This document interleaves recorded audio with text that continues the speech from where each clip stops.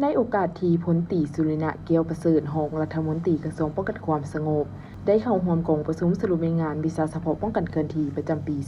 2025ในบางทิศทางแผนการเวียงงานจุดสูงปี 2026ที่กรมบัญชาการป้องกันเคลื่อนที่กระทรวงป้องกันความสงบในวันที่ 11 มีนาคม 2026ท่านได้ให้ทิศชี้นำคณะพักคณะบัญชาเตละคัน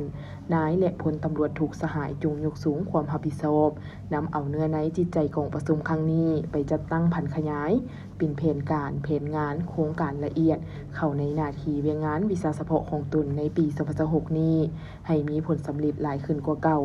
พร้อมกันนั้นยังมีคำหินสีนำเพื่อเป็นทิศเนียงทางในการจัดตั้งปฏิบัติหน้าที่เวียงงานในตัวหน้าคือเพิ่มทวีการศึกษาอบรมการเมืองนำพาแนวคิดโดยเนไซทัศน์เทมูลเสื้อปฏิบัติของกำลังป้องกันความสงบประชาชน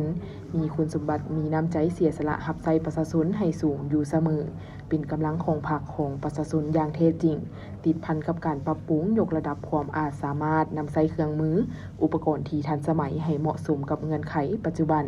เอาใจใส่สีนำเวียงงานเขี่ยมพร้อมสู่หบด้วยการสืบโตก่อสร้างปรับปรุงกำลังระบบศูนย์บรรษาพาหนะเวียงงานหับประกันเพนการเกี่ยมพร้อมสู่หบตลอด24ชั่วโมงเอาใจใส่สร้างปรับปรุงนิติกรรมที่เกี่ยวข้องกับกลุ่มกอง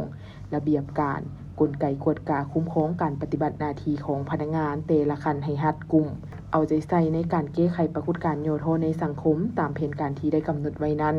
ให้กลายเป็นขบวนการทั่วสังคมอย่างแท้จริงรับประกันเฮ็ดให้สังคมมีความปลอดภัยรอบด้านเอาใจใส่จัดตั้งผันขยายบรรดามติคำสั่งต่างๆที่คณะพักกระทรวงบางองค์ให้มีผลสำเร็จสูงขึ้น